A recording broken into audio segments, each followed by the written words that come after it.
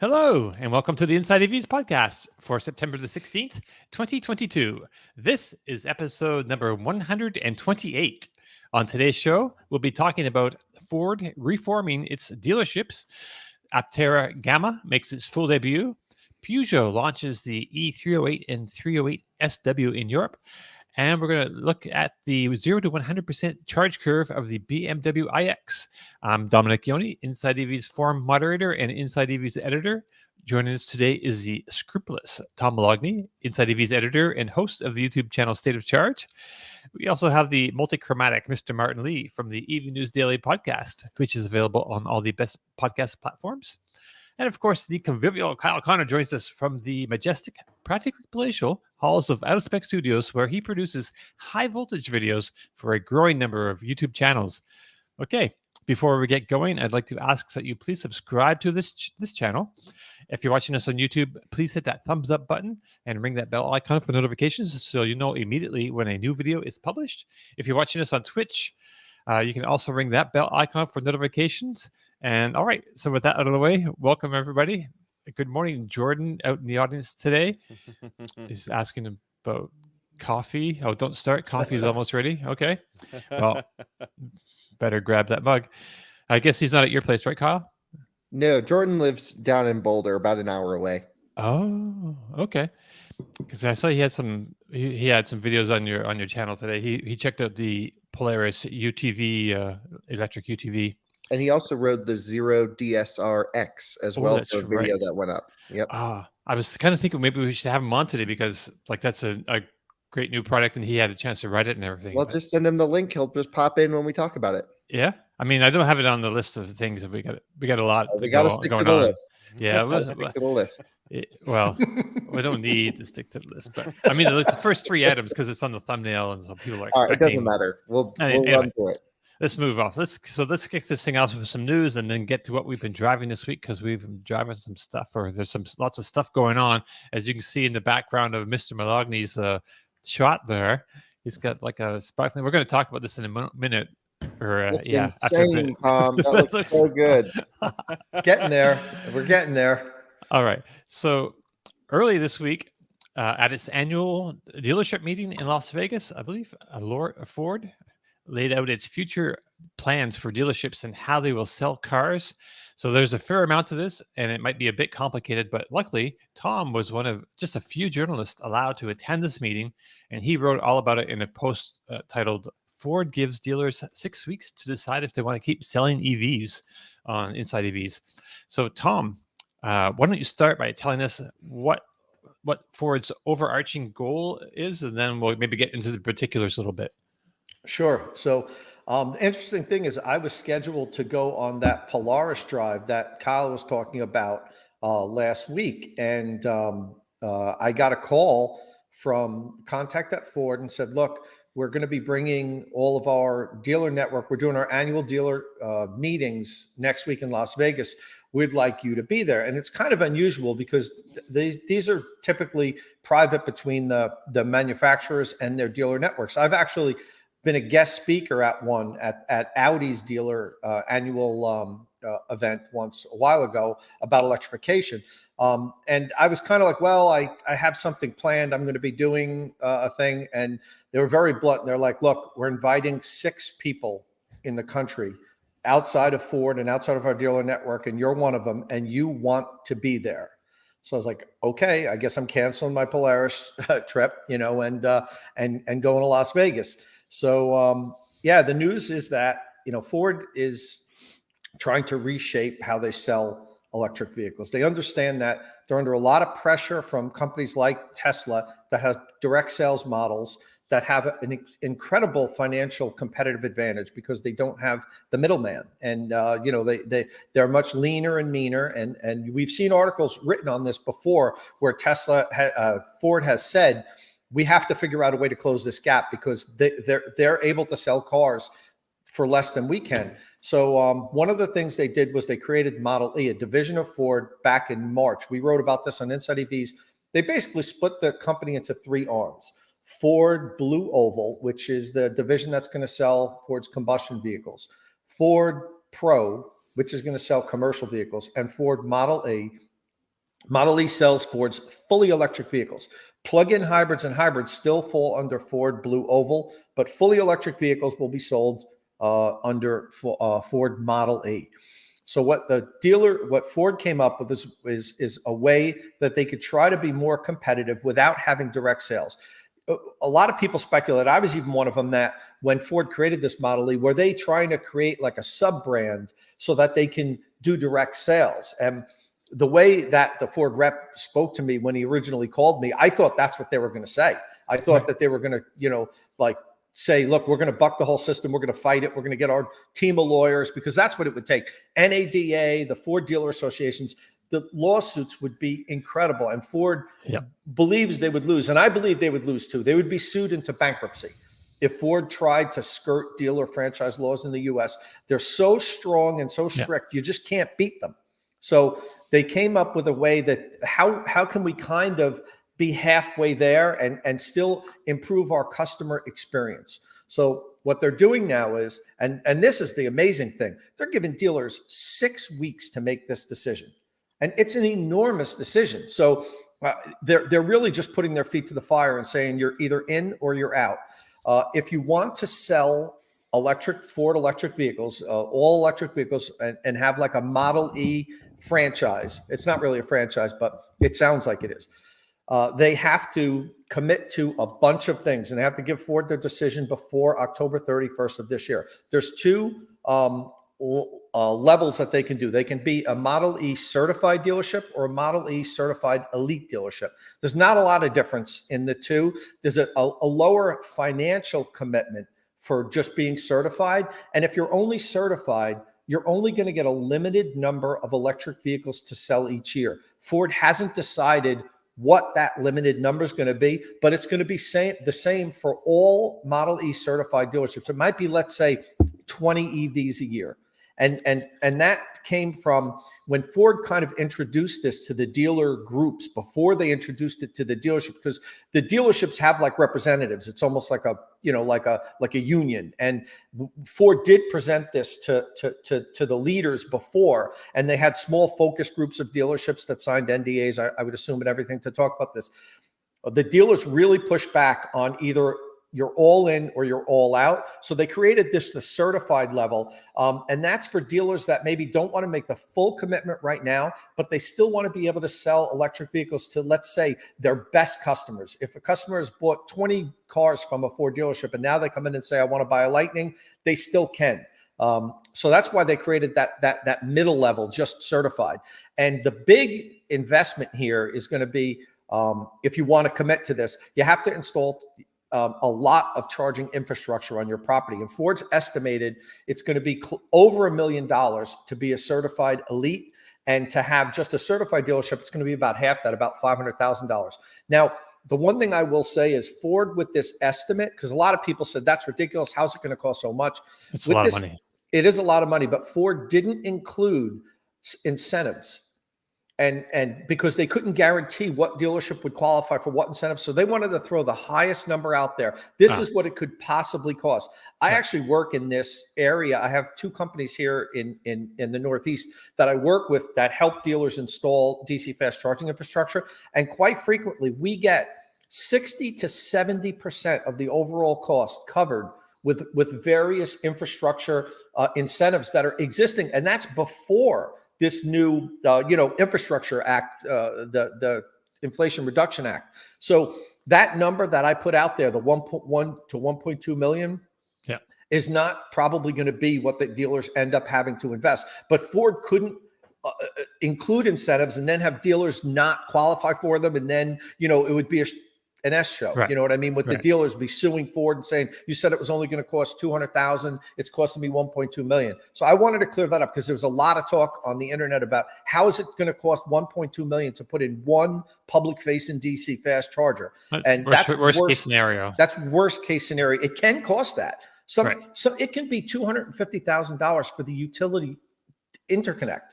Right. In some locations, depending on where you are. So then you have to buy the equipment. So anyway, that's charging. here's the better news is the dealers have to have set pricing on their electric vehicles. Everybody pays the same price. Now, the dealer gets to set that price. So, I also have seen a lot of people say, oh, well, what difference does it make? The dealer's going to set the price. Yeah, but here's what happens. They set a price and it goes on the Ford.com website, not just their own private website. Right. So if you're shopping for a Ford, you can shop all your local dealerships. Yeah, that's the Martin just pulled up the DC fast charging equipment that Ford's going to be providing to their dealers. That's now, quite cabinet. There's a variety of different pieces of equipment that they're going to make available if they want them. So you'll be able to go to Ford.com and check the 3 or 4 local dealers that are in your area, or even go further if you want, out and buy it from the dealership that has the best price. And right. you can complete the entire transaction online. You never have to talk to the dealership.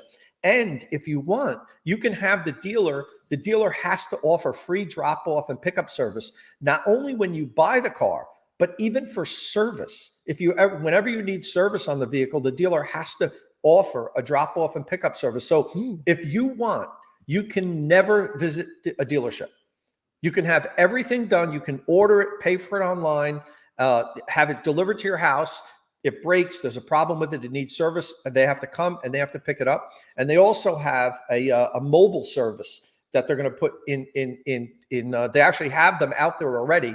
They have like a small trial period. I think they completed over 100,000 service visits already with this mobile fleet that they have in place. So they can either come to your house, fix your vehicle here if it's something minor, or they can come pick it up from your work, your home, wherever you want. And then in addition to that, they have to provide excellent, I don't know what the measurement's going to be, but customer experience that they're going to level up. They have to do training and education, and it's not one-off. It's a continuing education for sales and service so that the dealership is up to speed, knows everything about electric vehicles, knows how to talk electric lingo, kilowatt, kilowatt hour, all that stuff. Service technicians are on top. They have to have special equipment, lifts to service the vehicles. All that is going to add to the cost of being a Model E certified dealership. And here's the thing. Now, they have till October 31st to decide if they're in. This starts January 1st, 2024. So all the dealers can continue selling EVs through 2023. But on January 1st, 2024, if you haven't agreed to be a certified or certified elite, you lose the right to sell electric vehicles, and like 5 years, right? Yeah, until January 1st of 2027. Okay. Sometime in 2025, Ford is going to ask the dealers that aren't Model E dealers and say, okay, we're opening this up again. You have to tell us now if you want to start selling these EVs in January 1st of 2027. So you've got 6 weeks and you're either in or you're out. You could be halfway in with just certified, but quite honestly, I don't, if you really put it on paper, it's probably not worth that. You're going to get a limited amount of vehicles. You still have to make a pretty big investment. And, I think that you're either going to have dealers be certified elite, or you're going to have some dealers in super rural areas that will elect not to. I talked to one dealership actually when I was at the thing, and they're in, I think it was a rural West Virginia area. And they were kind of like, we've sold 3 electric vehicles in the last 3 years, so we're just not ready for that here. And I understand that. There's some areas of the country that really, electrification hasn't penetrated yet. And maybe it doesn't make sense for them to dump a ton of money into it and buy the Model E, buy into Model E. Right. Well, I can see for some, like a location like West Virginia, there's probably not been a lot of public education there as well. And the dealer's not doing a lot of outreach as well. So, part of that problem is of their own making, or they haven't been. I don't doubt that, but which is fine. Which is you own a business, and it's dollars and cents. They don't own these businesses so that they can help educate the public. As maybe as blunt as that seems, they're there to make money. They're there to put food on the table for their family. So I understand they have to make they have to make a decision that works for them. And here's one of the reasons why Ford decided to force the the dealers to have publicly available DC fast charge. I know a lot of people say, I don't want to, the last place I want to charge is at a dealership. But, it's not like this is replacing the other infrastructure that's out there. It's not an either or. And Ford told us that 96% of Americans live within 25 miles of a Ford dealership.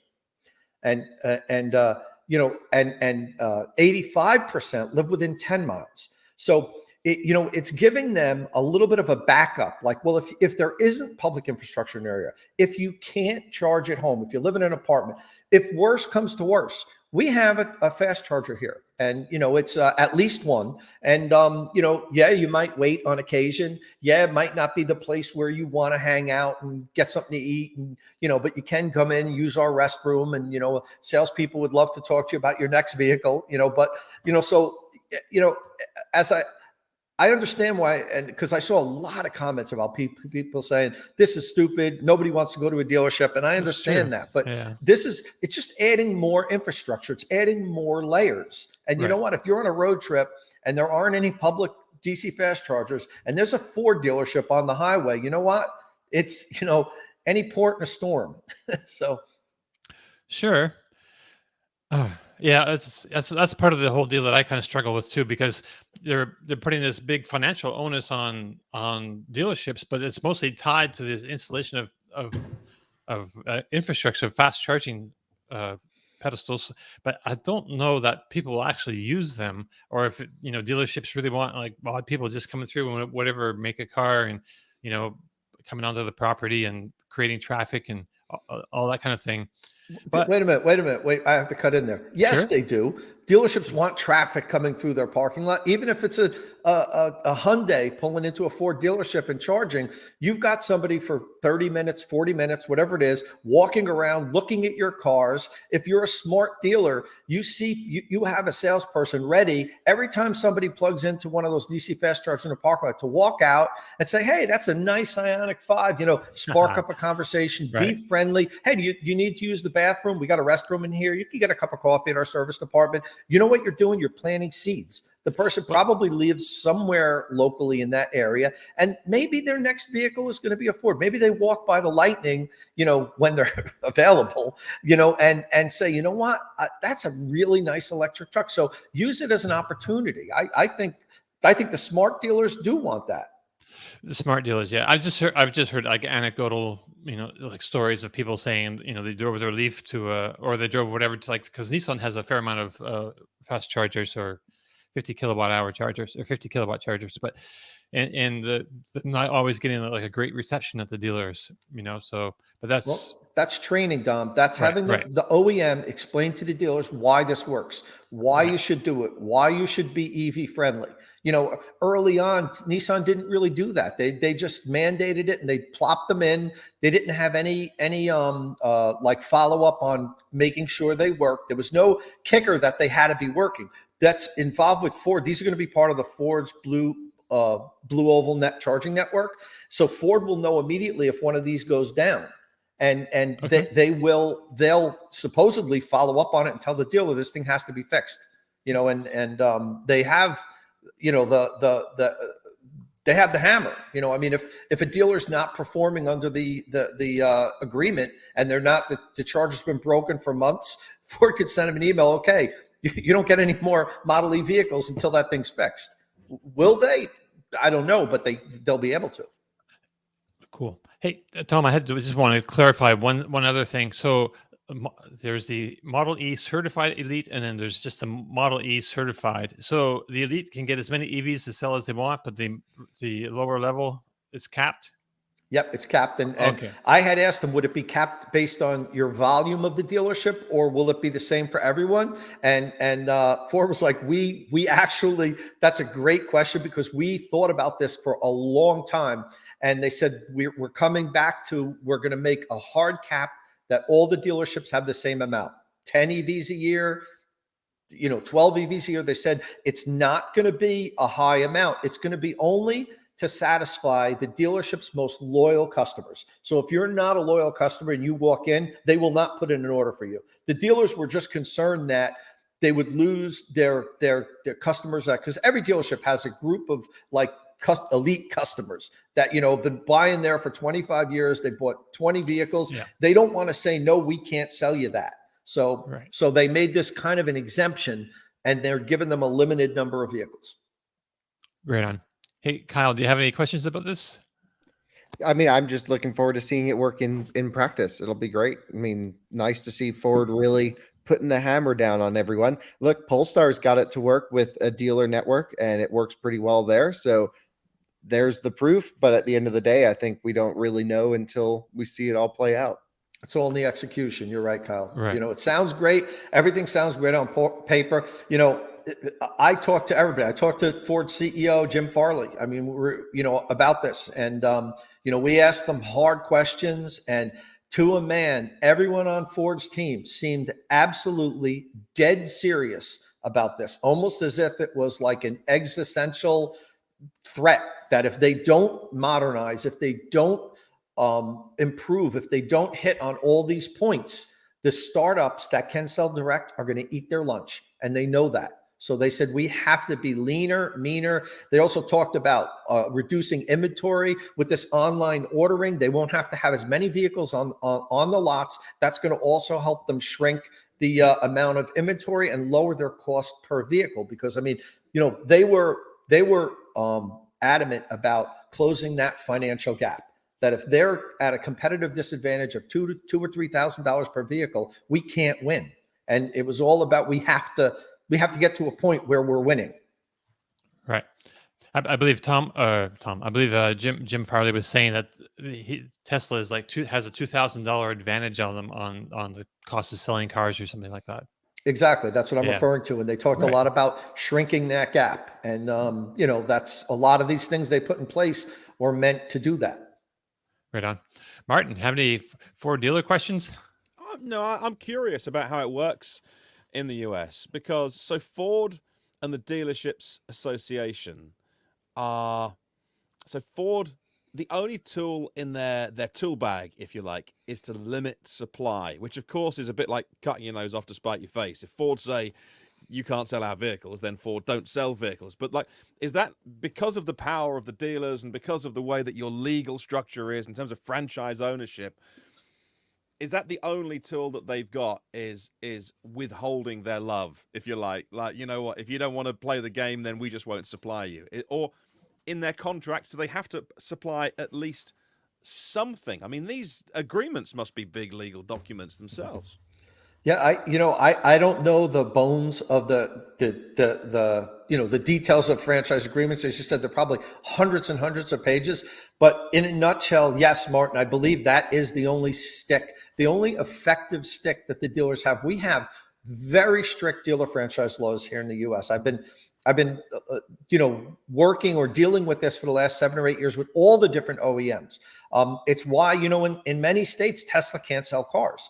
And, these laws started in the late 40s, early 50s, and they had a purpose back then. Ford would sell franchises to Martin and his wife, and then have, Martin's Ford on Main Street. If Martin was selling a lot of cars, Ford would say, you know what, this guy Martin over there, he's making a killing. Why don't we just open up our own store down the road? And we can obviously sell them for cheaper because there's no middleman. So they started making these rules and laws, and they just kept getting stronger and stronger and stronger as the years went on. And as dealership lobby got stronger, they lobbied our politicians to make the laws even stronger. And we're at the point now, Martin, where the OEMs are extraordinarily limited on what they can do with relation to talking to a customer. They cannot even give you a price. That's why everything is a suggested price, Right. Okay. Manufacturer suggested retail price. Yeah. Yeah. All right. So anything else we want to talk about this thing? Or can we move on? Oh, yeah. Okay. So last weekend, the Fully Charged live event happened in California, and Aptera chose that venue to give its Gamma build a full public debut. This is the third iteration of the design, and the last one before the final production intent design sometime before the end of this year, actually. Sandy Monroe from Monroe & Associates was on hand, and he helped Aptera take the sheet off the car, and as you can see, it looks a bit more finished than previous prototypes. I don't know if you want to. You can run that video. Am I allowed to? It's an Aptera video. Oh, okay. Yep. So we just want to make sure we don't get in trouble with the YouTube people, copyright and all that. So yeah, it seemed pretty popular. The crowd was crawling all over it and sitting in behind it, the yoke, and it doesn't have like a proper steering wheel. I like the fact that they they show you what, like, to open the door. You have like a knock on the Aptera badge on the side. And the rear hatch also opens by knocking on the back deck. So, hey, Kyle, you were at Fully Charged last week, I think. Did you check out the Aptera up close at all? Yeah, I did check it out. I didn't sit in it or anything because it's not a final production car. So in my eyes, it doesn't exist until someone can buy it. I've said that for years. And this is a case where we really just need to be a bit more cautious than like everyone there at the event. Right. It's like taken 10 years to get to this point. Yes, they have a resurgence now. There's a lot of things that this needs to go through. Look at the material sourcing. Like, I don't think the materials are finalized in there quite yet. It looks really cool. It's like my kind of car. I would drive one because it's weird and kind of, not traditional. It just seems very interesting. But at the end of the day, like they weren't latching the doors every time someone got in. You could tell it was early stages, and it's not even the final production build. So for me, it's just like another round of prototypes. And at this point, I think we're all just ready to see the final version. Now, they did have some test cars driving around on the streets, which is great. But it's a little bit different when we talk about Aptera than when we talk about a BMW or a Mercedes that's showing us a concept car. It's like they've had 100 years of proven history to show they can get whatever they're showing us to market, with maybe failures in the single digit numbers. And this is a very much, okay, let's see if they can pull this off or not. Now, granted, they have the user base excited about the car. Everyone was pumped, and they drew a huge crowd. And so there's no question about the enthusiasm. I don't think there's a question about the idea of the car. I think it works, or I should say it sounds like it works really well. But again, it's never been independently tested. We don't know if the specs are true. I asked one of the founders who I've known for years. I said, hey, what's your 400 miles of range based off of? Is that in the EPA cycle? Did you run a 3 cycle, a 5 cycle, or the new cycle where you drain the battery to 50%, do an offboard drain? And he's like, oh, I have no idea, actually. It's just the 400-mile one. And I'm like, well, that doesn't really bode well for confidence if you don't even know how your car was rated for range. And I hate to be a bit of a downer on this because I think the only reason I'm trying to be a bit more realistic is you just can't buy the thing yet. Once it's sold on sale, once someone can get, all the testing on it, make sure it can actually DC fast charge without overheating, because I know they downsized all of the components to reduce weight. This is going to be an interesting one to see play out, but it looked really cool. It's just not the production one. So it's just like, we're looking at a concept.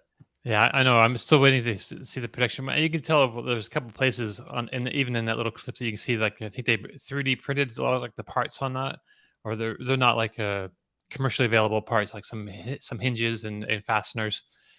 And they're still low volume at this point, and maybe they'll get it into the production one, all of the small details. But looking at this, it's just like you can tell people are just like brainwashed by efficiency and like, this is going to be the answer to everything. And I'm just like, okay, let's be a bit more realistic here, and let's just see if they can even make one of these things.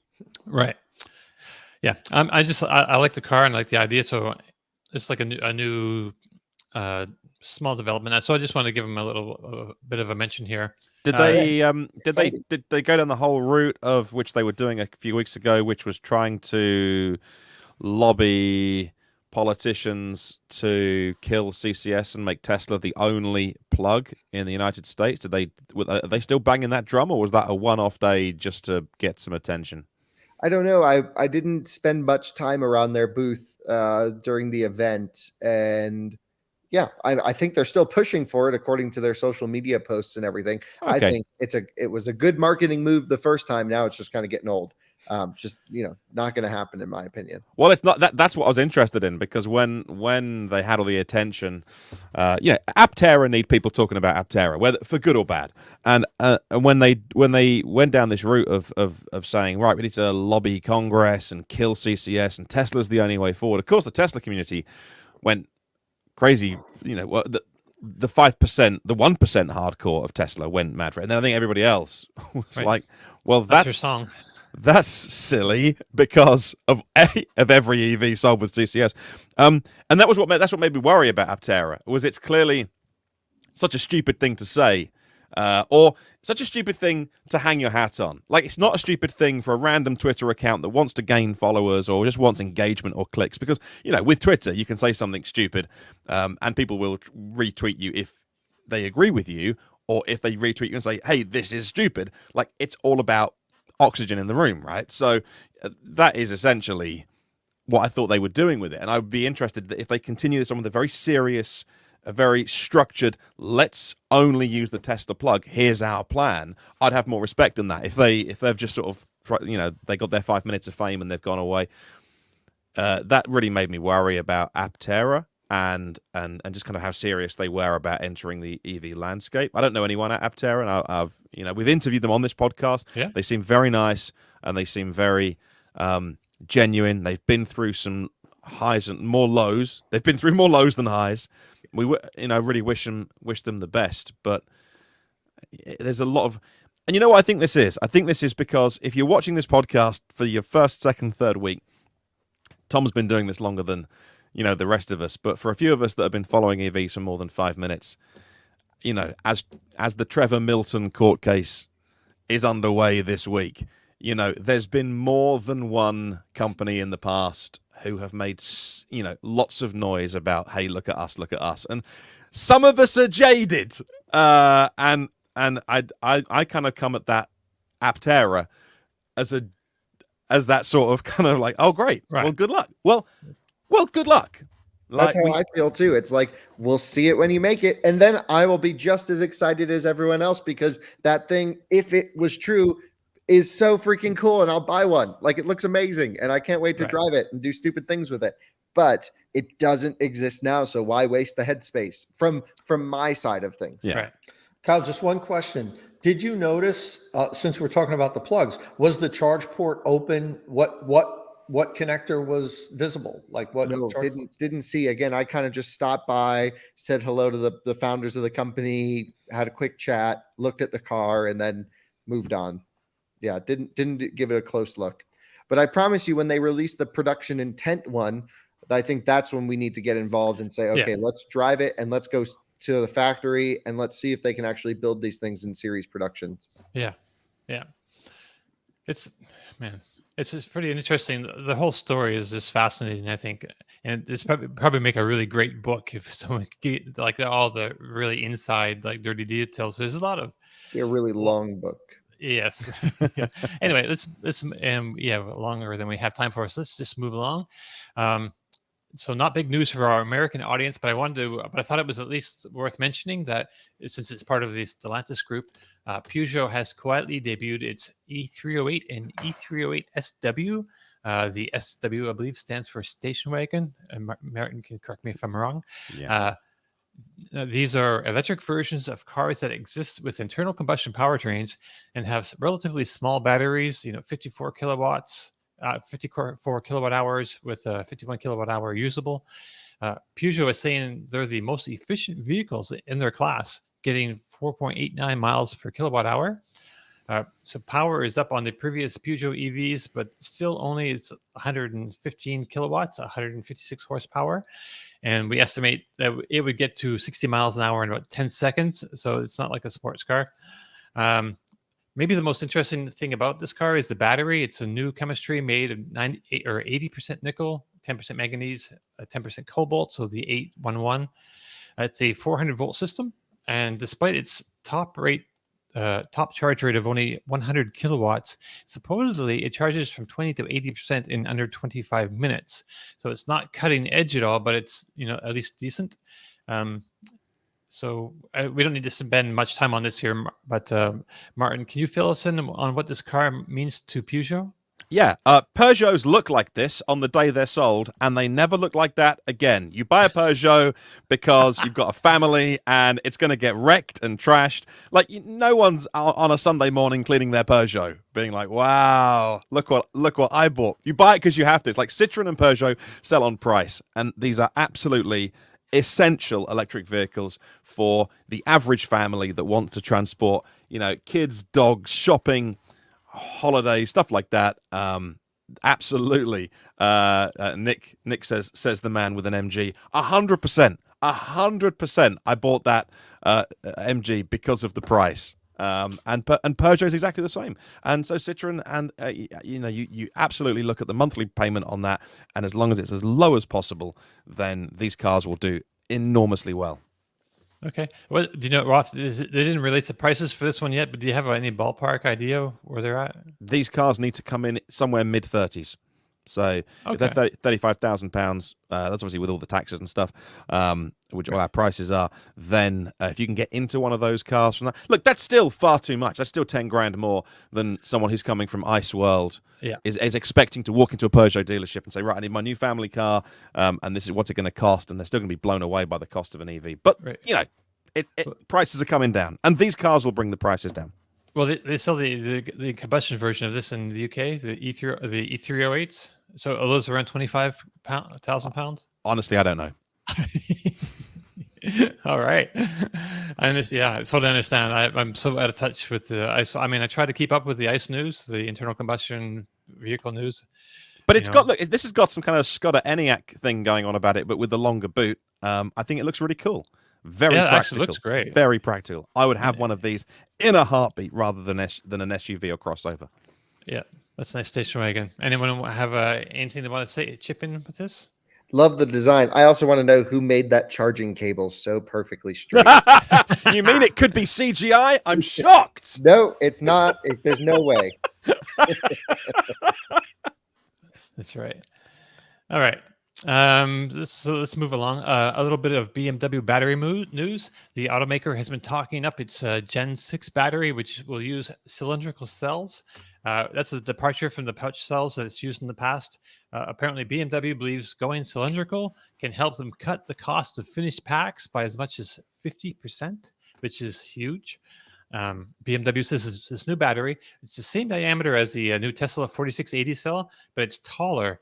They have two versions of it, 95 millimeters and 120 millimeters, as opposed to the 80 millimeters of the Tesla cell. It will take an EV 620 miles or 1,000 kilometers, they say, but they don't say if that's like in a small sports car or a large SUV. So it does say that capping range at 620. It is capping range at 620 miles because that's plenty. So it may be that a number of BMW models will get 620 miles or 1,000 kilometers in the future. Maybe that's going to be like a standard kind of a thing. I don't know. So while we don't know the gravimetric density of these new cells, like how many watt hours per kilogram, BMW says that the battery packs will be made with the cells. Battery packs made with the cells will be 10 to 20% lighter, while having at least 30% more range. DC fast charging times also improve 30%. And we should see about 270 kilowatts of peak charging power. The bad news is that these cells are still a couple of years away from going into production vehicles, but we should start seeing them in the new class cars planned for 2025, and that's new class in the German spelling NEUEKLASS. So I don't have anything here, but anyone have any questions or comments they want to say about that? Or maybe our audience? Well, one of the things that I find interesting is how they floated this big range number, 620 miles of range, which is basically 1,000 kilometers. And now, but they're also saying the energy density will improve by, 30% ish. So that they'd have to have an EV on the road now with 425 miles to only be 30% more, have 30% more energy density and have a range of 620 miles. So, I mean, I think that number they floated out there just to kind of, for shock value. They could build a 600-mile EV today if they wanted to. They'd, sure. Stack, put battery cells everywhere you could put them. I mean, Ford could have a 500 mile range Lightning if they just took the space underneath the rear seating and just put another giant brick of batteries. So, when the companies throw these numbers out, 600 mile, it's you have to really look into it and look more at the energy density of the cells. I mean, I think it's great. I think it's wonderful. I think it's interesting that now they're talking about cylindrical cells, because I remember, one of the things that they were most proud of was that, Tesla's batteries are garbage. They're laptop batteries. We use automotive grade prismatic cells. Like it was like, we know how to do, automotive grade. These things will last a lifetime. With Tesla's, round cells are, it's for rookies. And now they're using that, so, I mean, it's great. Faster charging times, more energy density. And it's, like I said, it's interesting that we see BMW now gravitating towards cylindrical cells when they've been blue in the face telling me and everybody else that, that's not the way to go. You don't put in thousands of battery cells in a car. I think it might help them create a structural battery. It's more easy to make a structural battery with cylindrical cells than the pouch cells. I think. I don't know. Kyle, do you have any thoughts? It just doesn't exist for a few more years. So again, everything. Yeah, sure. We'll see it. I got you. I'll believe it when I see it. Yeah, I hear it. But I mean, it was such a big sounding number. I thought, it's worth like just bringing this out so people know it's coming, and right, because we don't. Well, we think it's coming. I mean, We've seen between this and after automaker walk back on their ideas, especially as they get a dump of investment into their electric vehicle architectures, when hopefully they decide on an architecture to build everything off of, because that's still a disaster. I mean, the last of their problems is battery density. They have a lot of other problems internally in order to mass sell electric vehicles they need to get to. Not a knock on their current product. I love the iX. I've spent the last 2 weeks with it, and it's been an amazing car. But that's one car built on one platform that probably won't be used ever again. Oh, really? Not going to use that platform? Not the iX. The iX was a one-off. It's crazy. It's so much money to one of the best cars BMW's ever made, and they're not going to reuse it. I mean, they should stretch it and make an electric Cullinan off of it. That's what I thought they should do. Yeah. But, there's a lot of, there you go. Who knows? It's expensive to do these things. I mean, yeah. Okay. Just note here, I guess we'll move along. Samsung is also working on a 46 millimeter diameter cell, and that was on Inside EVs this week. Theirs was a little bit different. They're going to make one that's like 80 millimeters tall, like the Tesla cell. So I guess they can, if they make that, they can probably sell to Tesla. And they're going to have a shorter one, so like a 46. I don't know, 70 maybe. I don't know. They don't say the exact number. These are going to have a cathode of over 90% nickel, which is a high number, and also a silicone anode. And so there was just a couple other things in the news I just wanted to mention really quickly. Lucid is said to be making 40 to 50 cars per day now after some logistics changes and some executive overhauls. I'm not exactly sure all the bits and pieces there, but I think they were making was it 4 or 5 cars a day or something? So this is a huge improvement on that. And I don't know, Tom, do you have any thoughts? Well, I like Lucid. I love the vehicle. I think, it's an absolutely amazing electric vehicle. The efficiency is just off the charts, how they focused on efficiency. But, as far as production, I wrote the article for Inside EVs based on Lucid's information, a year and a half ago, I forget what it was, that said Lucid will not experience, manufacturing hell. They're just not going to, because of this, and this. And, they've studied what happened with Tesla and why they, had such problems with the Model X and then Model 3. And they're going to make sure this doesn't happen.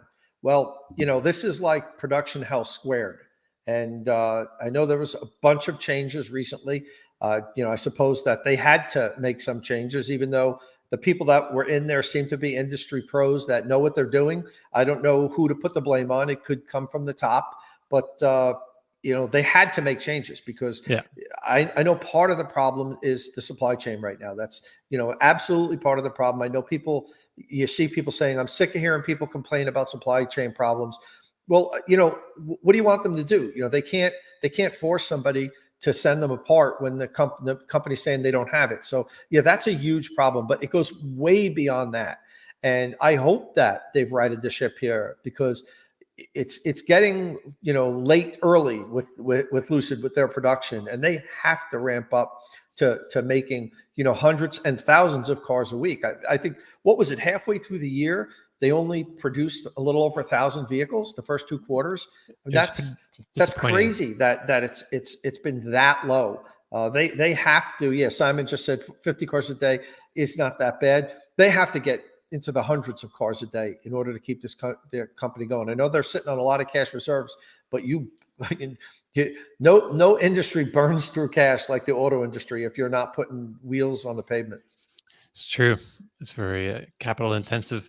All right. So I want to hit just a couple other things. I don't know if you want to look. I thought this was interesting. I have it in my notes, but we're not going to talk about it. But Mitsubishi Fuso unveils its next generation e-Canter. So Mitsubishi Fuso is their commercial truck division. It's owned by Daimler, actually, I believe, or no, Mercedes-Benz, but it's in Japan. But they're going to make it they're really going in for it now. They're going to make 28 different configurations of this truck. So it's just one more truck maker really kind of really now attacking the electric vehicle situation. So I just want to give them that little shout out.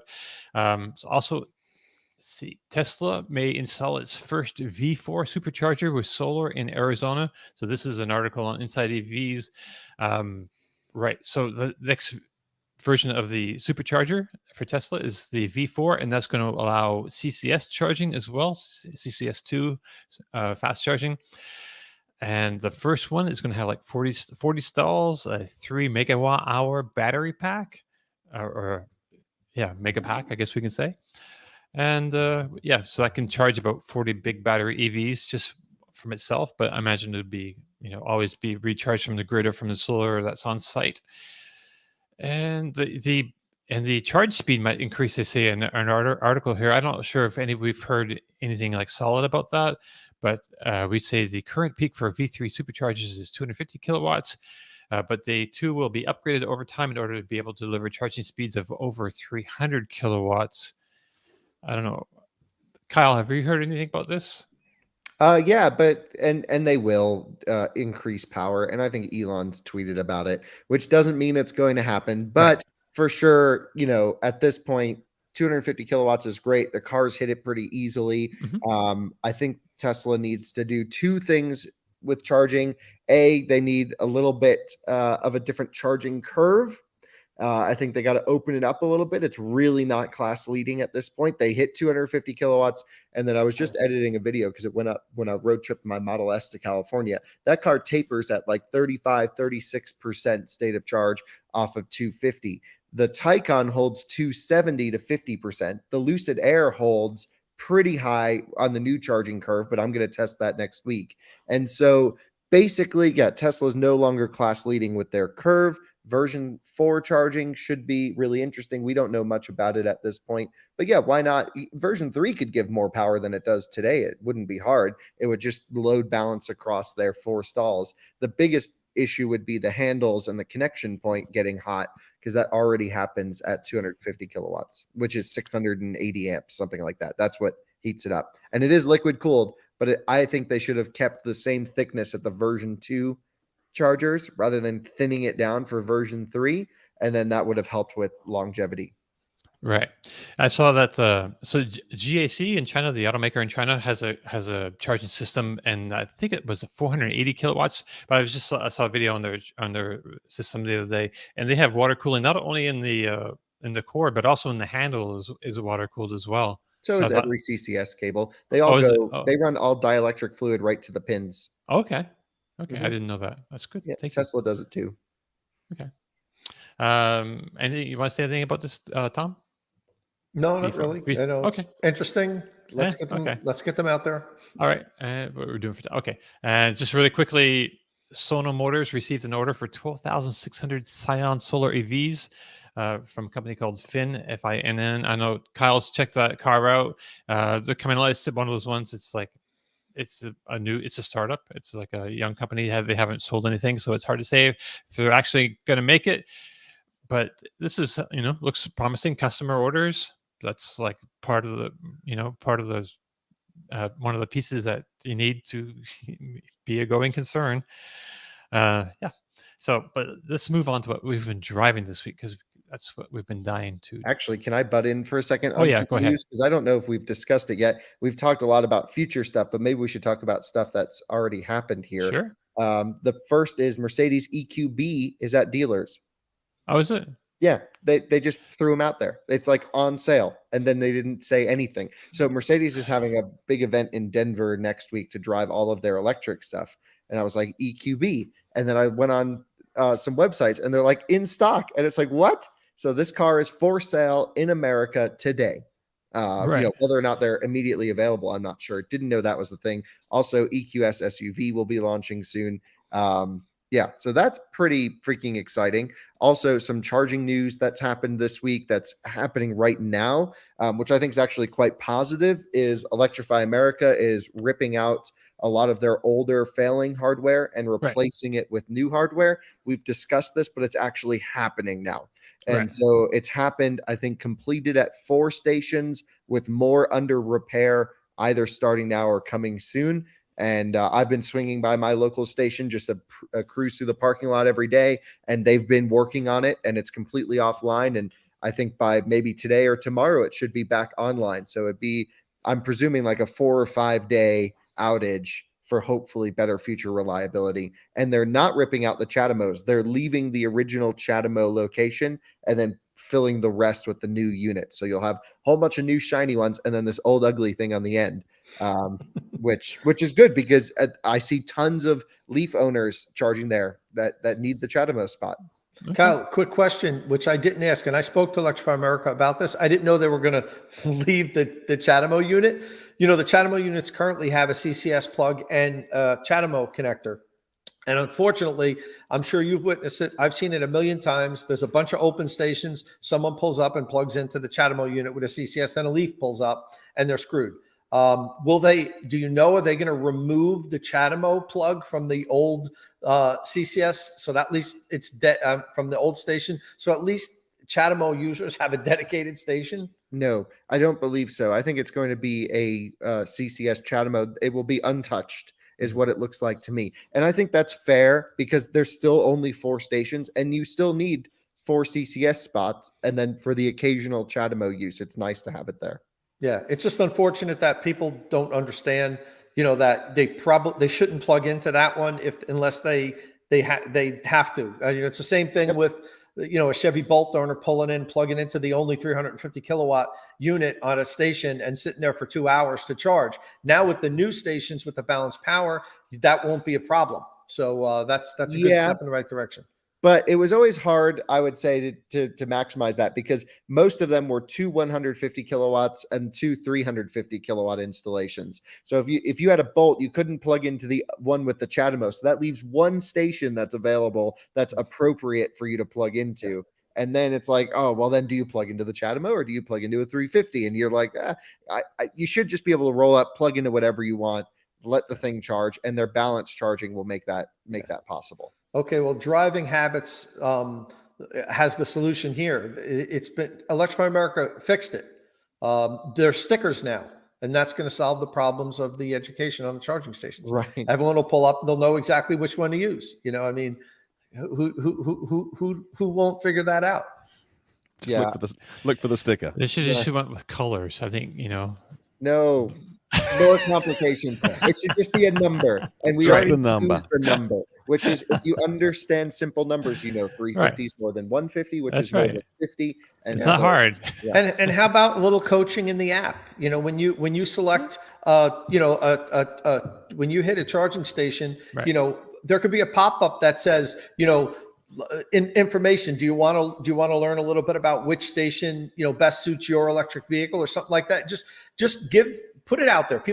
Most people won't read it, but some people will, and they'll learn a little bit about if you have this charging station car. Maybe you should plug into another one. It can't hurt. It wouldn't cost that much for them to just add that functionality to the app. You know, do you want to learn, you know, have like an icon? Do you want to learn about the difference between charging stations and which one you should use? That it wouldn't be hard to add that. I'm not putting Tom. I'm not putting this all on Electrify America's shoulders, but they should work to at least try to help educate the public on what's the best station to pull out. Kyle's right for a lot of people. A lot of people aren't going to pay attention. It's like, you know, when you go into a parking lot, people will park in a handicap spot. They'll park where they're not supposed to. A lot of people don't care, but there are a lot of people that I think would look at it, you know, that are interested in learning.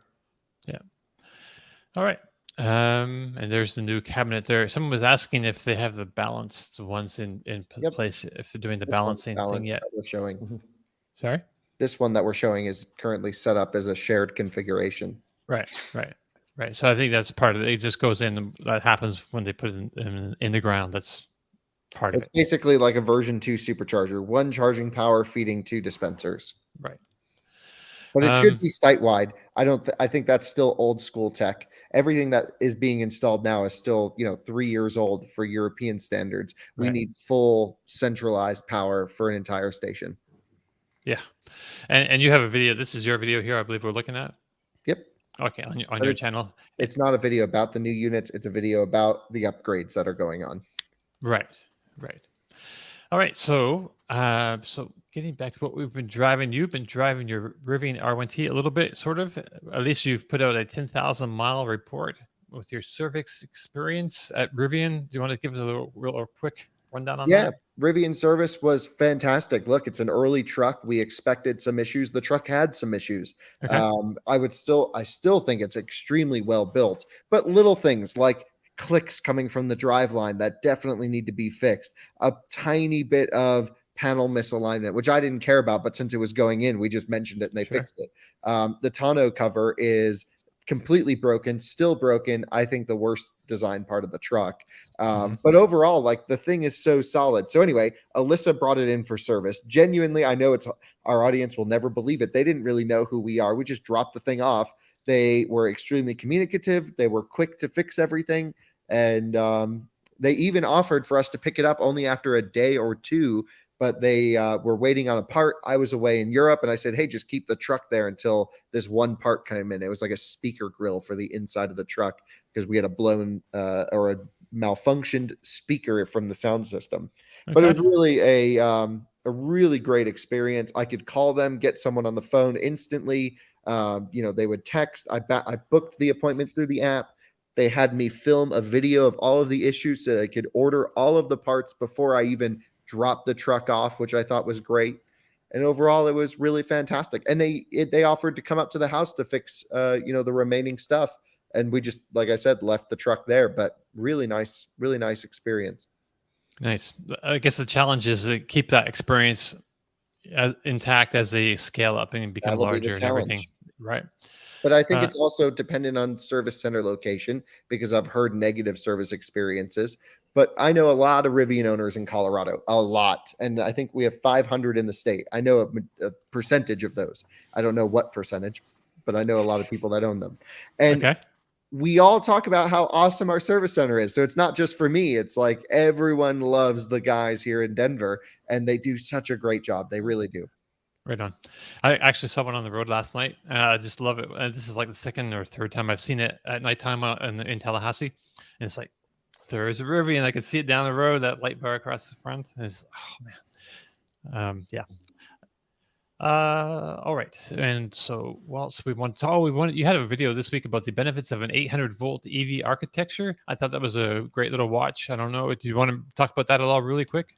Oh, no, everything's in the video. I just spoke about the differences between why you would choose a 400 or an 800-volt system. Pretty high level, nothing super technical. But I think I just heard a lot of misinformation going on out there and just shared my opinions on both as to why you should or shouldn't go for it.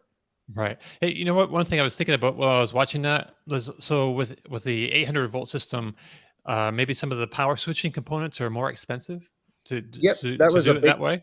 That was a big portion of the video, which was cost. Right. That's why you wouldn't want to go for it. But some of that cost is also made up in the less copper use in the vehicle, because you can It's not use much. it's not is there not enough to even okay. Because I if thought you're it was going 800 volt, you're like, oh, let's just crank up the power then.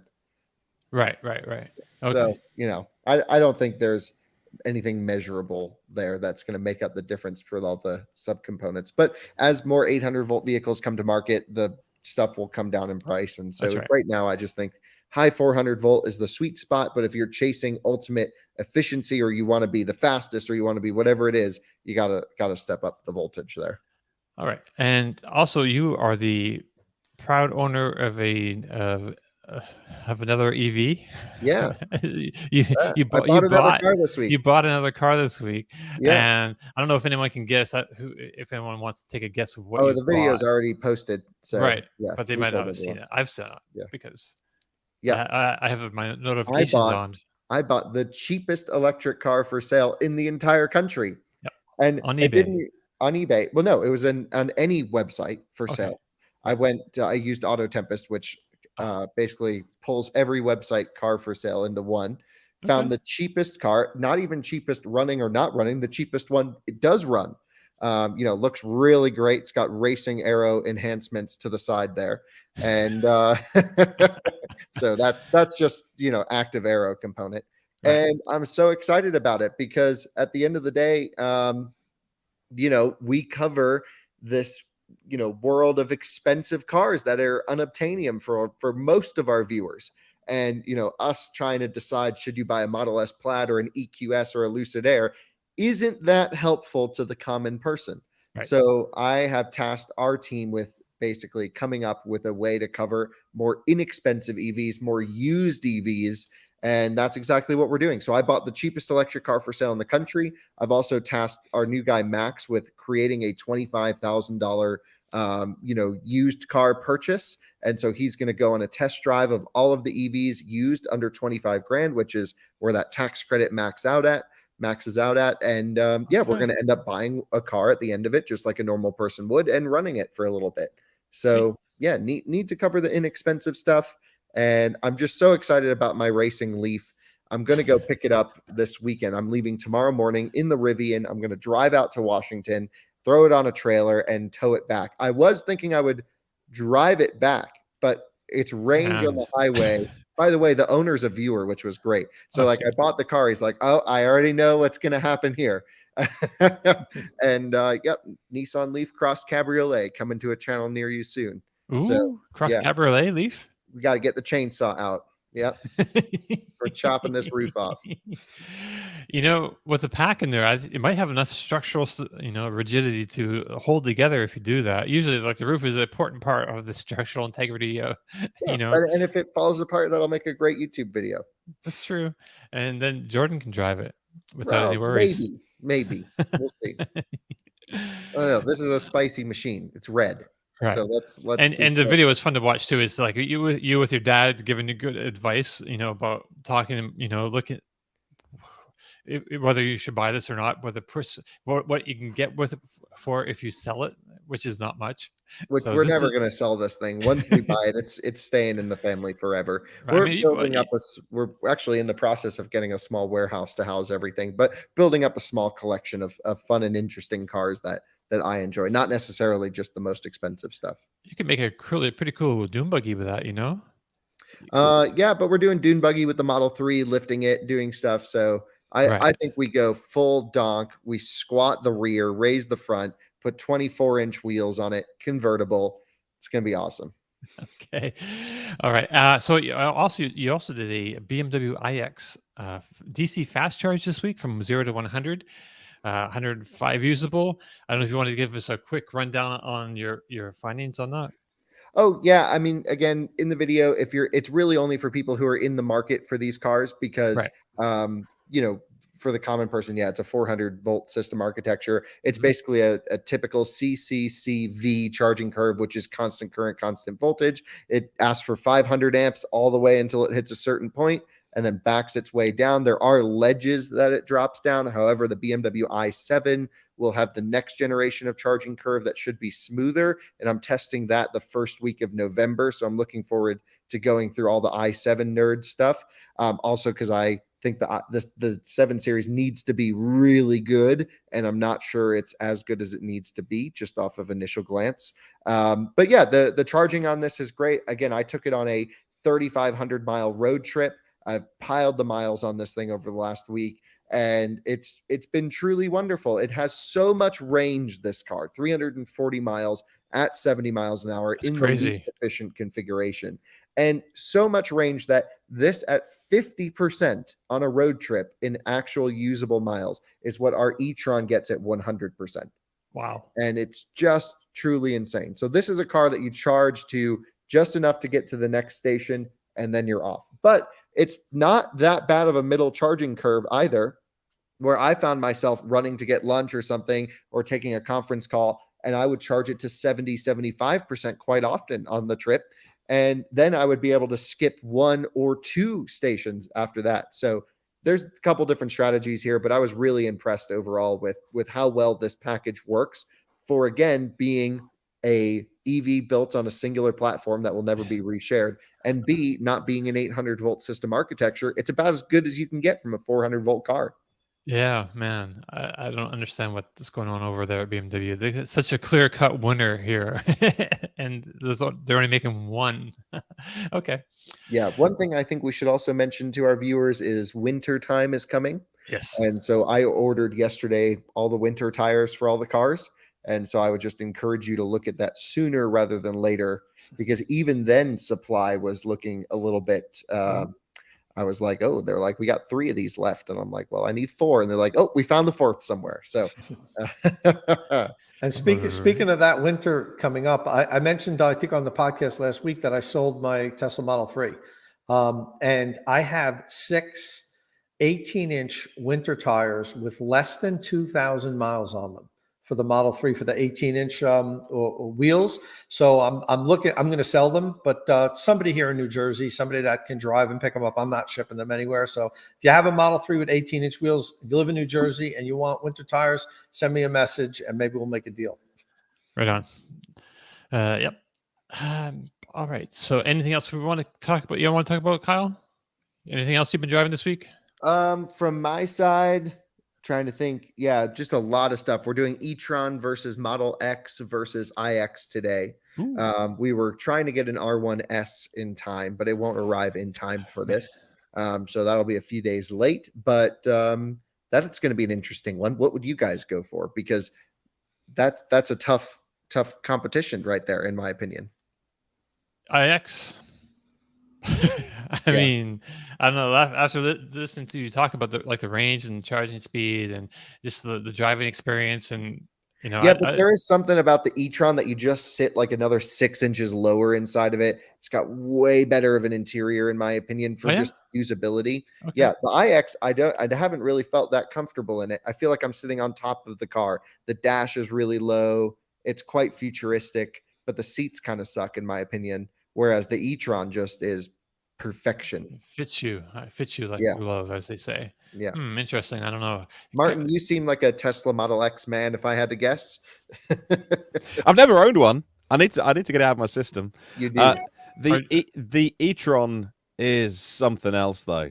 And if you don't need to road trip it, the e-tron 50 is depreciating quicker than the 55. I would go e-tron 50 S-Line and find someone who, when they bought it, spec'd the flat bottom steering wheel and spent money they shouldn't have, because that would be my spec on that car, and get some nice wheels as well. And they are depreciating quicker than the 55s, which are holding their value, or anything up from that. What was it called? The Black Edition or the Launch Edition? Yep, the original one. Yeah, they're all still holding their value, but the smaller battery one, I don't know why. Maybe people just want the miles, because it is a thirsty beast. But if you don't need to road trip it and you don't need that maximum charge speed, I would pick the 50 smaller battery. That would be more than enough for every journey I do. It sounds like you've been thinking about this a little bit, Martin. You know what? We all play What Should I Buy Next, don't we? I just do that most days of what should I buy next. Okay. The difference is Kyle acts upon Oh, yeah. those thoughts. Some He's like- pops in his head, oh, let me just buy a cheap EV today. Well, let me just buy this one. So Yeah. Martin's we sitting over there in the UK fantasizing, and Kyle's writing checks. Right. I still don't Pretty have much. my Bolt yet, even. And, Oh, it's- come on. Yeah, what's going on with the Bolt? Just go get one. Yeah. Well, I need to have the money, so I need to do Well, the how whole. long are you going to borrow this Model 3 for? You said 2 or 3 months, so but Okay, hopefully but not that long. I need it back for winter time-ish. There you Yeah. go. I Oh, need yeah. it back for early December. By the way, the Model 3 is in for service. Right. They requested $2,000 from me, Oh. and which isn't bad because that includes a new windshield, Right. which SafeLight wanted to charge me $2,800 for one windshield. So this includes windshield, fixing noises, and some other things for all less than one windshield from SafeLight. Does that include the roof too? No, Okay. not going to The- fix that. Okay. It's got a It's crack just in a it. hairline crack. It's fine. Oh, okay. Yeah. I'm not. But worried don't about roll it over. I won't. Not on purpose, at least. Right. I like Jordan's comment. Dom's been talking about the Bolt longer than Tara's been talking about picking a car. That's true. That is true. That is not true. Dom, get the Spark sold. Honestly, these companies out there that are I know. offering you bazillion bucks for a used car, they're going to blow through their VC money and then realize that get it sold this week. Just sell it Right. and get a Well- rental for a week or something, because these companies just get shot of it while they're offering stupid money. That's on my list of things to do this afternoon. Actually, is Do it. resubmit like a Carvana thing and actually follow up with the pictures of the title and all that kind of crap and arrange Or it. sell to it pick up. privately.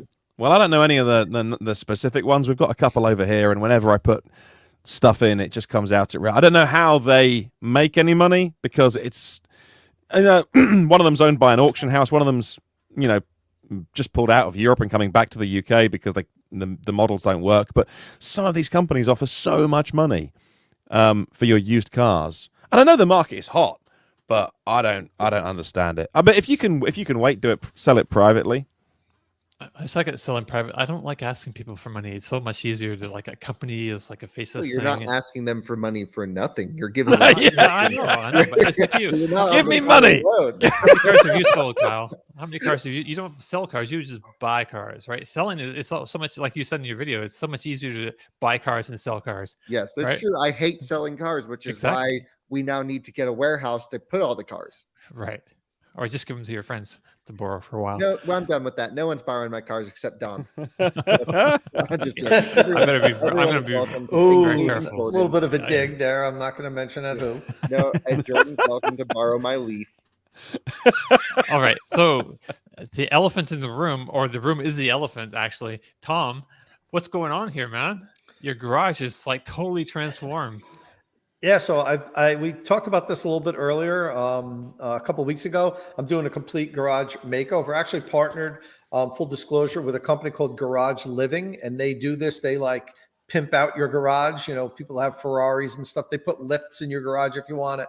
So I partnered with this company. I'm not getting it for free, but at a greatly reduced price. I'm going to be making a video, the whole process, converting your garage. I'll kind of pick up my laptop, and I was going to show everybody. Oh, sorry. Yeah, there you go.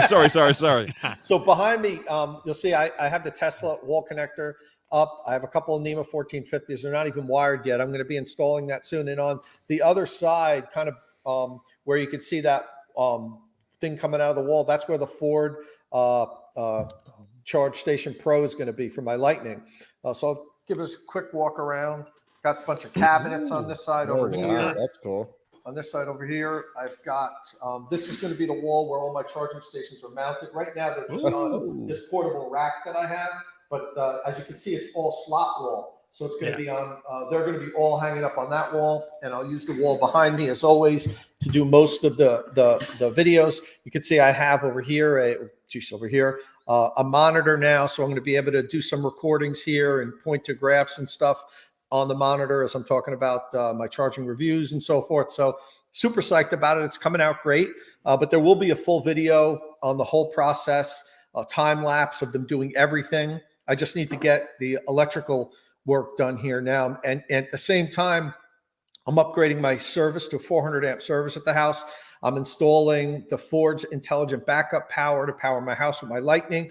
And that's dragging things on because the utility is kind of dragging their feet on approving an upgrade to 400 amp service here. And, just a bunch of things with permits and so forth and so on. That's holding everything back. But hopefully within a month, everything will be done. Everything will be installed. And I'll have some really cool videos to show you guys of, how to install Charge Station Pro, how to install intelligent backup power system, how to do a service upgrade at your house, all that stuff, plus the whole garage remake thing that we're doing here. The owner of the company is flying here from Canada next week, and we're going to do a small interview in the garage and show all the different things. There's going to be all the different things like hangers on the wall, like a bicycle hanger and things you can put on. The advantage of having slot walls like this is you can basically put anything anywhere. Which is great for me. I can hang chargers anywhere I want. That's a picture of when they were started to do the work. That's the company garage living. So really cool. Looking forward to it. And I'm going to probably be as I am today, doing my podcasts and so forth from here in the garage because that just makes sense. It's a better environment. I had to pull an Ethernet cable and make sure that the acoustics are okay. I don't know. How does it sound? You getting a big echo? It's a bit of an echo going on, yeah, but it's not bad. I mean, if you put a car in there, it'd be fine. Yeah. So, and talking about cars, I have the Lightning. I had talked to you guys about that. I had ordered a Rivian a little over a year ago. So I got word this week that it is in and they're delivering it. That's why I'm drinking coffee from my Rivian mug today. I'm actually getting it today. I had the what? Yeah, I had the scheduled it for 12:30, and here on the East Coast now it's 10:45, I guess. And I don't know if you might have noticed during the podcast, I picked up my phone because they're text messaging me saying they're going to be here like an hour early. So they're going to be pulling up any second now. Amazing. Yeah. And you got the perfect spec, launch screen on Ocean Coast, right? I didn't do launch green. I went with the forest green. I like the launch green, but I put them next. I put them next to each other, Kyle. Yeah. And I like the regular green. I know people like the launch green, especially because it's exclusive, but I really don't care about that. I thought the forest green just did it a little bit more for me. It's a launch edition. No, it's not a launch edition. It's the adventure. With how did that happen? Because you ordered a launch, didn't you? No, I didn't order lunch. Really? But it's basically spec'd. It has everything. Yeah, like a launch edition. Yeah. Interesting. Yeah. And what wheels do you get? I got the same wheels that you see on that truck in the picture there. The all-terrains. Yeah. Oh, the all-terrain. Yeah, for sure. Yeah. Nice. Okay. Yeah. That'll be cool. That's a freaking spec though. Green on white. Yeah. That is awesome. I'm looking forward to it. So I'll probably have some pictures on Twitter today if you guys want to check it out. Tom, and what would be amazing? I'm just thinking testing wise, if you can run your truck at some point early while it's fresh. I never had the opportunity to do mine from full to dead and look at how many kilowatt hours you can pull out of it using the onboard calculation. I also want to do my truck because it just hit 10,000 miles and I want to see if, from basically to where it stops moving, I want to see if there's any degradation in that time frame. Yep. Yeah. No, I definitely plan on doing that, Kyle. I'm going to do a range test really soon, like within the first couple 100 miles. So that'll do it right there. Yeah, that'll be perfect. Nice. So are you going to do a delivery video and everything too? I'm going to do a delivery video. I sent Rivian email saying that I plan on recording the whole delivery because they're delivering it to my house. I had the option of picking it up at the delivery center or home delivery. And our delivery center here is in Brooklyn. And it's such a pain in the ass to get to Brooklyn from New Jersey. Yeah. And, so I said, no, I'll bring it to my house. And I sent them an email saying I plan on recording the whole delivery process. And I got a quick email back like, yeah, that shouldn't be a problem. But I don't know if they know to what extent I plan on recording the delivery process. It's not like I'm picking up my phone and say, hey, here's my new truck. No, like I'm going to mic up the guy bringing it. I'm going to have him sitting here for an hour going over all the features on the truck. So hopefully the delivery person is somebody that's willing to do it. If he's not willing to do it, there's nothing I can do to change that, So, I'm going to ask him, are you comfortable with that? And, as long as he's, he or she is feels okay talking on camera, I don't think it should be a problem. That'd be great. I haven't seen it. I don't. There's probably some out there, but I haven't really seen any Rivian delivery videos like that, especially with like going in depth and explaining the truck and everything. Yeah, well, that's what I figure out. I'll even add like the whole ordering process and the different steps. There's like Kyle knows there's like an 8-step process you have to go through online to fill things out. Your all the insurance, your driver's license. I'll go through all that, how to order and take delivery of a Rivian R1T. So. What do you think the process was like? If you had to sum it up, do you think it was pretty easy from your side? Yeah, it was real simple. I mean, to me, it was super simple. I mean, the most difficult thing was I'm transferring the registration from my Tesla because I still have almost a year left on that. Yeah. And in order to give Rivian the right to transfer my registration, you need to have like documents notarized. So they had to set me up with an online notary service. And you have to have live video they have to witness you as you're signing the documents. So that was the only thing that like was a little bit of a hiccup, but everything else super simple. Just upload my documents, send it through. They accept either ACH. You could write a check, but then it has to clear or wire transfer. And Rivian doesn't accept ACH from my bank. That was a little bit of a glitch, you know. And it's PNC Bank, it's a pretty big bank. It's not a huge global bank, but you know that was a little disappointing. So I couldn't just do a quick ACH payment. I had to go to the bank and do a wire transfer, and that was a little bit. I had to do a wire transfer. Yeah, you got to wait till it clears. I was really impressed with the whole 8-step process. How smooth everything seemed to go from an online standpoint. It's just like, you know, so much better than buying a car the traditional way. Yeah, that's what Ford's trying to emulate. Well, we'll see if they can do it. The devil, as you said, devil's in the details. Let's see how they execute. But that's what they're aiming for. The bar is set. Yeah. Right. So would you think you prefer the Rivian sales experience to the Tesla sales experience? I don't know. It's very similar. They're both super easy to me. Okay. You know, I mean, I actually thought the Tesla had a little bit less steps. It probably did. Yeah. You know, honestly, I did it 2 years ago. I don't even remember exactly. Both of them were super, super quick.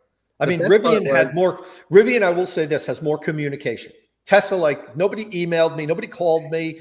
Like it was just like, you know, you wanted to like send a message like, do you know I ordered this vehicle? Like, do you know Tom Malogany exists with Tesla? Right. You know, it's like, you know, I hope it went through. Like I never bought a car like this and I'm not getting any feedback. Rivian assigns you a Rivian guide, they call them.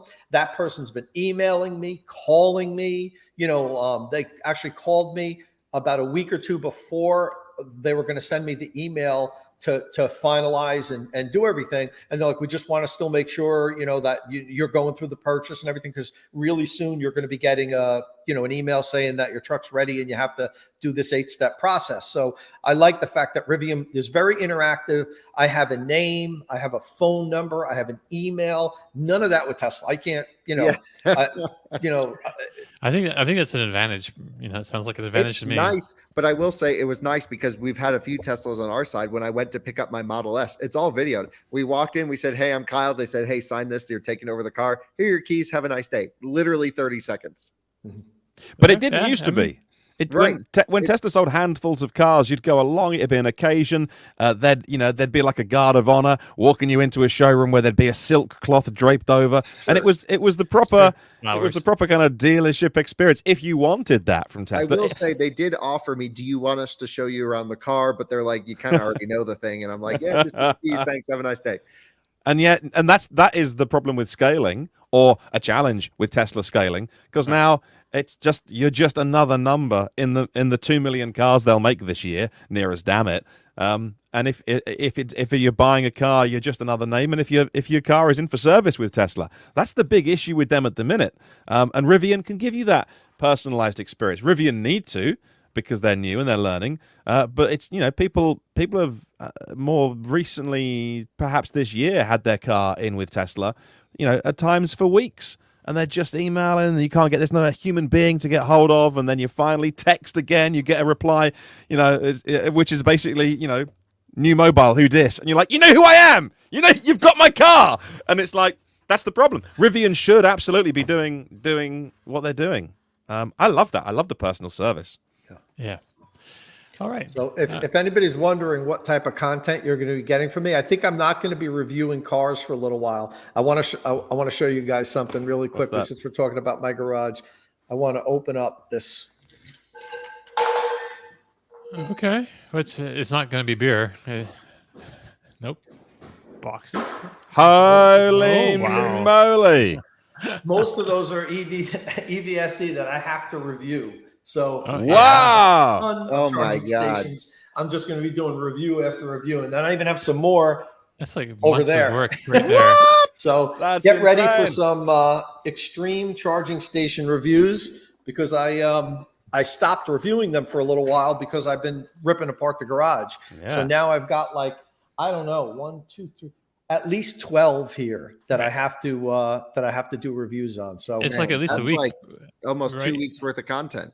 I think it's more than 12 that weeks. from me, dude. I can't pump out videos like you do. I mean, he does a full That's test going and- to take me a while to Yeah. to get to all those, because what I do when I do a review, I pretty much use the charging station for about 2 weeks to charge my cars. I install it and everything, and then over a 2 week period, I use it, so I kind of learn the functionality, how the apps work, and everything. So it actually takes me a while to do one review. It's not like a 1 day deal and then I freeze it overnight, and Right. probably close to if I can compress it down to a week per charging station review, that's still good for me, because I spend some time with it. Right. Tom's reviews are legit. His charger reviews. Yeah, State of Tom, you charge. should review my exploded charging situation in my garage. What's that? Ooh. Well, did you show us? Oh no! pictures Yeah, I of saw what this. happened Yeah. to it. Like, No, I'll pull it apart today or tomorrow morning because I hadn't even gotten to it yet. But definitely video that for sure. Yeah. I Record. think the wire nuts or something, basically, it was just installed totally incorrectly by a professional, installer, certified, licensed, and Right. just flipped the breaker and it exploded in my face. It was pretty spicy. And did the charger itself explode, or was it like a junction box? No, it was the junction box, and who knows if it fried the chargers. Yeah, it's not ideal to have a junction box in line with a charging station. Sometimes you have to, but you really, electricians should really pull one wire from the service panel right to the unit. And I know Well, it's because we had two chargers hooked up in a load sharing configuration. Yeah. And so, it was just done pretty poorly. I wired up the chargers, I want to say, and that did pretty well. Those have not exploded. But the part that the professional did explode. Yeah. Right. I mean, I'm really curious to see what happened in there. If it isn't a junction box, what a lot of electricians, even good electricians, they won't use the right sized wire nut, like for the amperage that's going to be pulled under continuous load. That's one of the things that gets overlooked. Different wire nuts have different amperage ratings that can handle different amounts of power, and if they put one on that really can't handle that power over hours and hours of continued use, it melts it, and then all of a sudden the wires are arcing, and boom. Yeah, and we're heavy users and doing deep charges on big battery packs. And I got to say, it's a whole new world living without home charging. Not as bad as many would think, but definitely makes me appreciate having one that works when we get it back working. Yeah. So, for the first time in 13 years, I don't have level 2 charging at my house, and it's been like a month now. It's nuts. Like for me, with the Lightning and the Model 3, Right. The Lightning's hungry. It uses a lot of power. So I've been charging level 1 now for over a month, and it's like the vehicles are always plugged in. As soon as I come home, plug it in, just let it run. My Lightning will. I wanted to see how long it would return to 100 miles of driving range. I'll have you guys guess how many hours of charging on level 1 to add 100 miles of driving Wait, you range. quizzed us on this last show, didn't you? Oh, did I? Yeah, and I can't remember what it was. It was I have something such a like bad memory. I 36 forget. hours, you said, right? No, it was like 52, 51, Okay. 52. Yeah, I don't know. It does just about 50 miles a day in 24 hours of charging. Right. Yeah. I So think you did mention that a little bit last week. Are you doing home storage as well? Did you mention that? yeah, that's going to be phase 2 though, because the Okay. equipment that my partner's Q Merit, you can see behind me here, My channel's sponsored by Qmerit. Their installation, nationwide installation network of home electric vehicle plus energy storage, anything, a nationwide network of electricians. And they have partners with that they're partnered with, and the on-site energy storage system that they want to install here isn't ready yet. So, but it's great because I'm gonna be constantly upgrading my home system here and doing videos on it. You know, I mean, there's so many things we have planned working on in the future with upgrades, because new stuff keeps coming out. Like we wanted to do a complete load shedding smart panel for my 400 amp service now, but the company that they have, it's not ready. So like I'm putting in a 400 amp service, we might be ripping it out in 8 months and putting in a whole new system, which is great, you know, and you know, we'll show people more videos what it can do and things like that.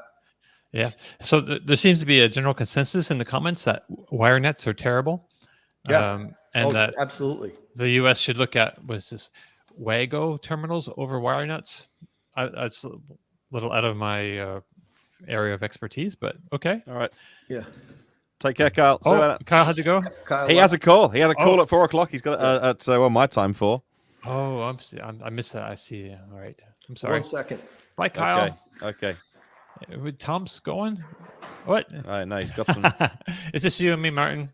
We're talking about wire Versus nuts. the world. So Yeah. I use these type of connectors if I have to, have my high amperage loads. These things are commercial connectors that are really made to hold a lot of continuous power. So these type of connectors are better than wire nuts if you have to go in your line of your EV charging equipment. If you need to have it not a direct line and have it in a junction box, don't use just regular wire nuts. They especially if you're undersized, and it's very easy to undersize them.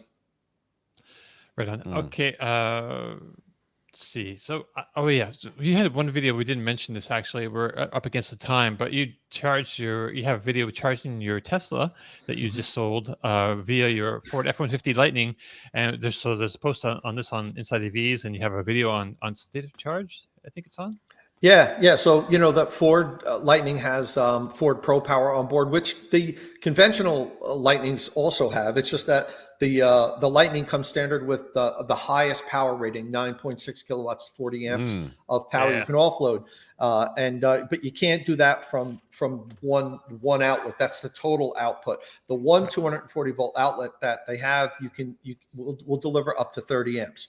So I made a video because I wanted to know how quickly would it charge the Model 3. Would there be charging losses? How long would it take to add 10% state of charge to my Model 3, which is good for about 30 miles of driving range. Let's say you happen to need to help out a Tesla Model 3 that had run out of charge, or on the side of the road. And as Ford loves to point out, that you could charge EVs, and you'd add about 30 miles of driving range. And it took me an hour and 3 minutes. And one of the things that I want to point out about this video, so I used my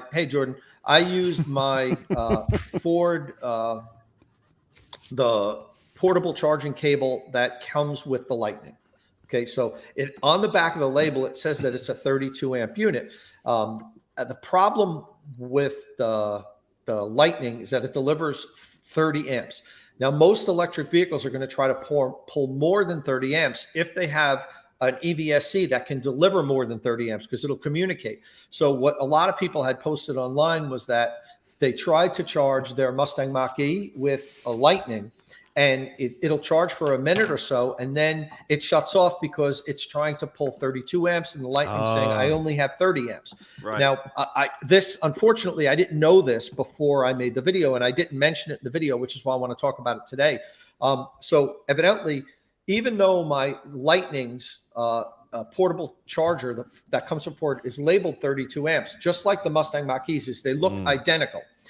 Ford actually has the unit slightly derated, so it will only deliver 30 amps. So it will talk to the Pro Power onboard and not deliver more amps than Pro Power onboard can deliver. So people that have tried to charge their Mustang Mach-E with a Lightning used their Mustang Mach-E's portable charging cable. and it will shut off. It won't charge. But if they would have pulled out the charging cable from the Lightning and plugged it in, it would have charged just fine. So that's one thing that I want to point out from my video. Another thing, I made a mistake in my video, is that I said that the Lightning comes with the Tesla adapter and the NEMA 1430 to 1450 adapter, which you need to put into the back of Pro Power on board. It was nicely tucked in my truck. Ford mentioned at the launch, the Lightning launch, that they're going to include this in the vehicles.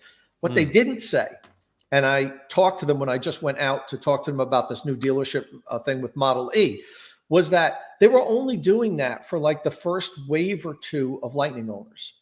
So it's not a permanent thing. And so now people are getting Lightnings and it's not included. And I have tons of comments on my video that said, hey, Tom, I got my Lightning. They didn't include this. Maybe they just gave it to you because you're an influencer, or, should I go fight my dealership? And I was telling people, yeah, go back to your dealership and tell them they forgot to put it in your truck.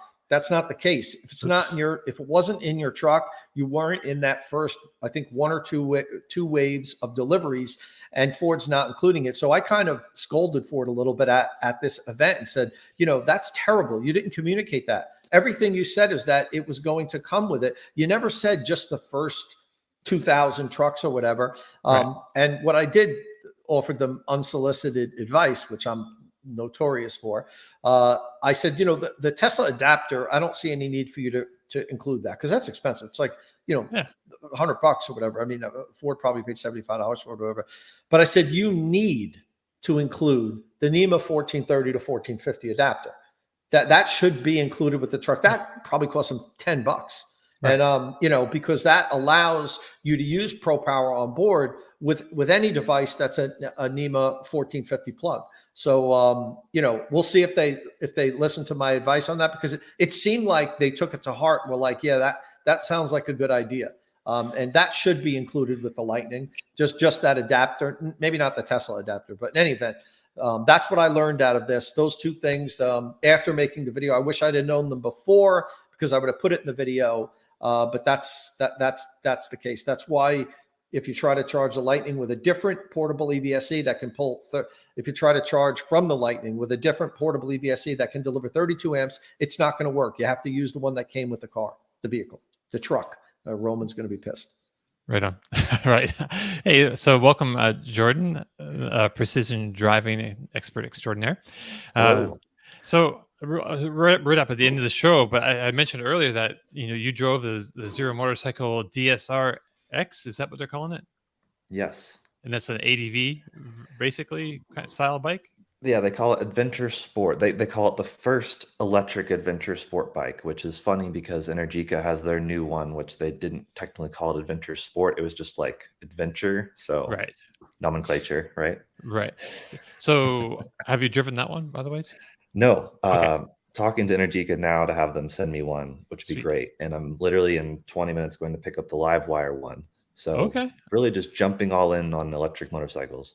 So one thing about this bike, I heard mention Right Apart, who is part of the Motor One Inside EVs thing, also reviewed it, and they mentioned that it doesn't come with a chain; it comes with a belt, which is, for off-road riding like that, people tend to like chains over belts. I think, even though they're noisier, but they're more reliable. So here's the thing: the DSR that we had last year on long-term loan, we broke multiple belts on, and that's been an issue. Right. There are easy chain conversion kits that people buy and put on their bikes they're taking off-road. With the DSR X, it's a new belt that is wider. It's like 25% wider. It's built out of carbon, so much stronger. And the rear sprocket actually has holes in between every single tooth.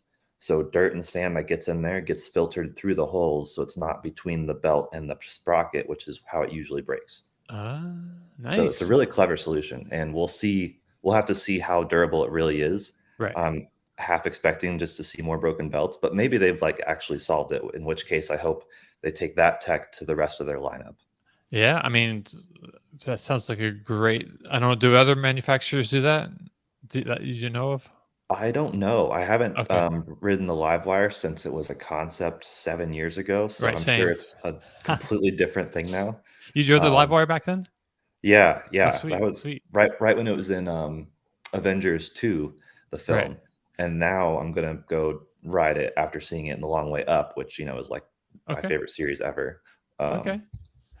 Right. I think I rode it on the last stop of that tour in Mm-hmm. Jacksonville. Anyway, but you also drove the Polaris UTV, which has the Zero motorcycles powertrain in it as well. So Polaris and Zero have a relationship, and you got to drive that. How was that? It was like expensive, I understand, but It's expensive, but at the same time, it's not the most expensive Polaris Ranger. So there are people with money and want the nice thing on their ranch, which is great. I mean, it's a tool, and farm equipment's super expensive, but it's a tool for the job. So people criticize the price. There's always someone who's going to pay that price. Same with Zero. The DSRX is expensive, starts at 25 grand, right. but it's also a lot of bike. And when you think of the range and the 0 to 60 speed, it's like if you were to buy an EV car with that spec, you'd be spending 2 or 3 times the amount. I know it's not a car, but so the DSRX has an all new motor, which has more torque by adding more copper into the motor and a little bit less horsepower. The Ranger you see here actually uses the same motor from the the SRF and the SRS, the other flagship bikes Zero makes. So this is ZF 7510. So 110 horsepower or 82 kilowatts, 140 pound-feet of torque, plenty for this Ranger. And this Ranger has 1 or 2 batteries, not exactly from a Zero. They're made from the same source, but not quite the exact same size as the ones found in the Zeros. So either basically 15 or 30 kilowatt hours, depending on the spec. So I came away from this. Me and Max had a great time with the Ranger, taking it on some trails, not crazy trails. Obviously, they were made by Polaris, so they knew they would accomplish it. But I came away from that event thinking, wow, I want this powertrain in like an imported Japanese, like Mitsubishi Pajero or something. Like just plop it in something. That's my winter car. A POW. Or Nissan POW. or POW. Or my Miata, Right.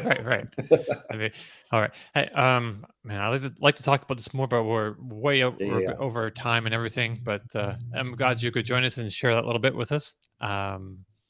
So I guess that brings us to the end of our show. If you have any questions or comments, you can leave them on the Inside EVs forum podcast thread or on our YouTube or Twitch comment sections. If you like the show, please, and if you didn't like the show, please give us a thumbs up. If you're watching us on YouTube, don't forget you can find and follow our panelists on Twitter. You can follow Tom Logney at Tomolog, that's with 2 M's. Martin Lee is at EV News Daily. Kyle Connor is at It's Kyle Connor. Jordan Schaefer, you're at Jordan. What's your Jordan _Schaefer? Yep. Sorry. There it is. Yep. Jordan _ Schaefer. All right. And I'm at Dominic _Y. Click subscribe and tap that bell icon for notifications. And we'll see you all again next week. Ciao.